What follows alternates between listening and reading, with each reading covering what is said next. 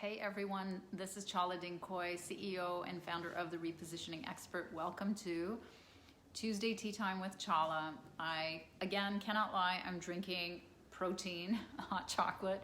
It is not tea, but if you've got your tea, come on and join me. We're gonna talk about the post-pandemic marketing.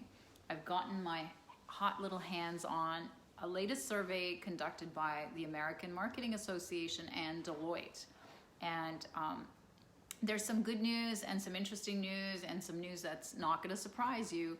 And there's some implications for you guys as small business owners who are marketing yourselves in the post-pandemic world. So the good news is 55% of marketers are optimistic about the US economy and the recovery versus only 15% in June. So that's good. Now, the other good news is 72% have increased the importance of marketing in their companies. And I myself am feeling that because I'm feeling that people are more interested in talking to me and hiring me, and marketing companies that I'm meeting and talking to are also experiencing a huge influx of new business, and people are more interested in marketing than they've ever been. And the type of marketing that they're interested in is offense versus defense, meaning they're trying to be more visible, more strategic, and trying to be more aggressive and to be in front of people a lot more than what they were before, which was kind of like defensive. Let's spend only as much as the competitor spends and try to ride, and milk what we've already got coming in through referrals. So that's the old world, you guys. That's no longer going to be enough. The other unsurprising thing that the research revealed was, of course, that digital is the number one marketing spend, and the top spend goes to optimizing people's websites. So if you make websites and if you optimize websites, you can't even take the business that's coming in. It's pouring in. I mean, I talked to one of my podcast guests, and he literally hadn't slept because he's having so much business, and his business especially was optimization. So web optimization is number one. People are redoing their websites. Number two is digital media. Everybody wants to figure out how to do social media, how to be on social media, and how to maximize it. And then, of course, the third kind of digital spend is going to SEO, to being found online. And unsurprising, again, of course, is Apple for the 13th year in a row was the top brand for marketing excellence. That was rated, and then as consumer goods, it was Nike, Procter & Gamble, and Geico. So in terms of B2B businesses, getting new customers and increasing the return on investment of their spend that they're already doing was way more important during this, post-pandemic era versus the longer-term games of building brand value and awareness. So it's really, really key right now to be getting, acquiring new customers and clients. So what does all this mean for you guys? So let me just take a sip of my protein. Well, so the advice for you guys based on this is you have to focus on digital for sure. But here's the three things that you can focus on digitally.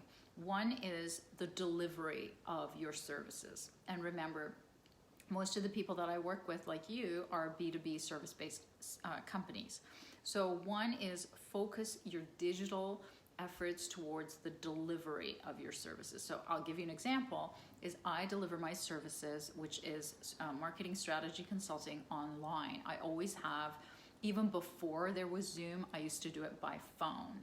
And that's because one, coaching is mostly phone-based. It always was. I certified through an international body with, 8 different teachers who were rating us internationally. They were on different continents. So coaching has always been sort of virtual. And now after COVID, I just continue to deliver that virtually. So think about all of the speakers, trainers, the consultants that I used to work with that used to deliver content or deliver their services in person are now changing the way that they're delivering it. Either they're pre-recording it, either they're having hybrid, which is like a hybrid of in-person plus online, or they're just doing it virtual live in Zoom. So think about, the advice for you is focus on changing the delivery to digital.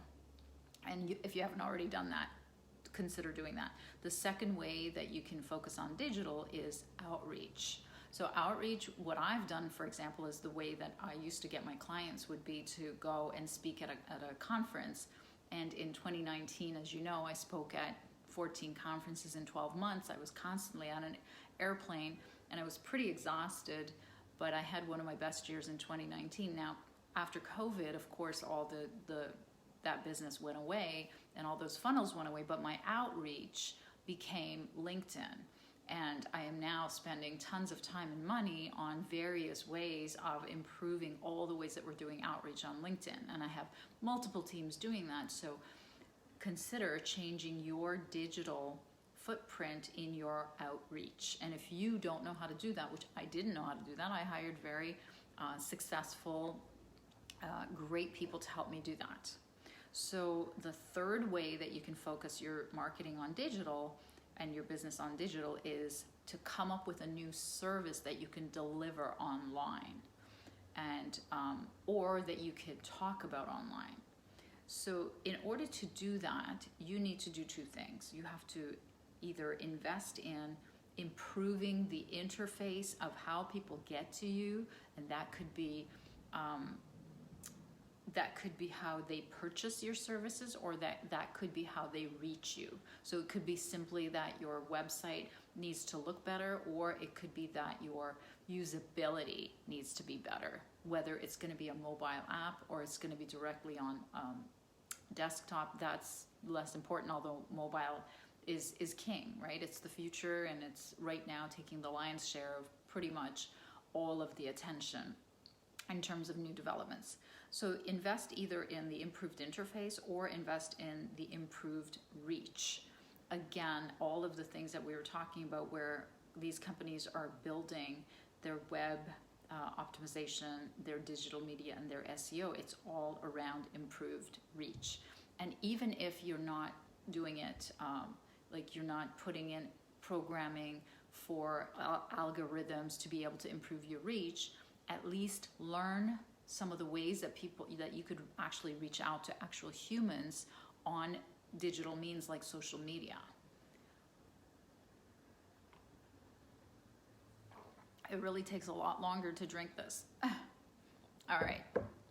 I'm just getting a thanks from doing an interview for a guest on the podcast. So podcast is another way that I've become way more digital. One of the first things that I did when the pandemic hit is I hired myself a podcast agent, and they booked me on a whole bunch of different podcast shows, and so that became my new stage. And then, of course, I have 3 podcasts myself. At the time, I only had the one, so now it's evolved into 3. So I'm interviewing that many more people. I'm interfacing with that many more people, and then the people that are seeing those is being repurposed to every digital channel in every way that you can imagine. Okay, so the third advice that I want to give you, so the first one was, focus where to focus on the digital, either the delivery, outreach, or the new service.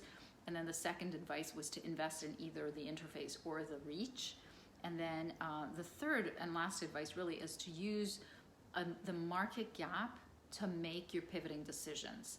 So what I normally teach in all of my strategies is a strategy called super niching.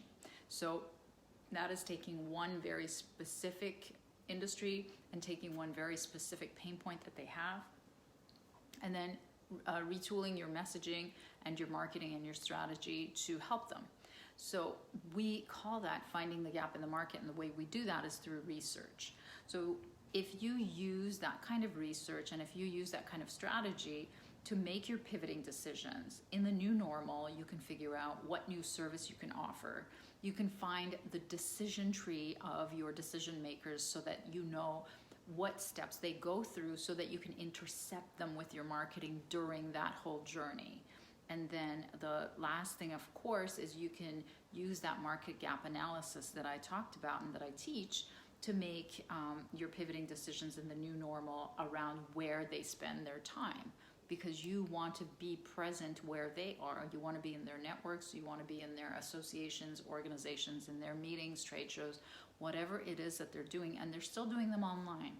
And yes, I know they're less effective, but they're still doing them online. So as usual, if you want my help, go ahead and book a call, and we'll talk about how I can help you with your marketing and your strategy. I'm at repositioner.com/schedule. And don't forget to join me next Tuesday. I'm going to be having eye surgery actually on the 16th. So I'm gonna see what we're gonna do with all the schedule, because you guys, I'm gonna be hopped up on drugs. I'm gonna be on painkillers. I am gonna be down and out. So I don't know how much of this tea that I'll be having. I might be having something extra in my tea in the next Tuesday Tea Time with Chala, and I might be talking gibberish, more so than usual. So take care, and I'll see you hopefully soon.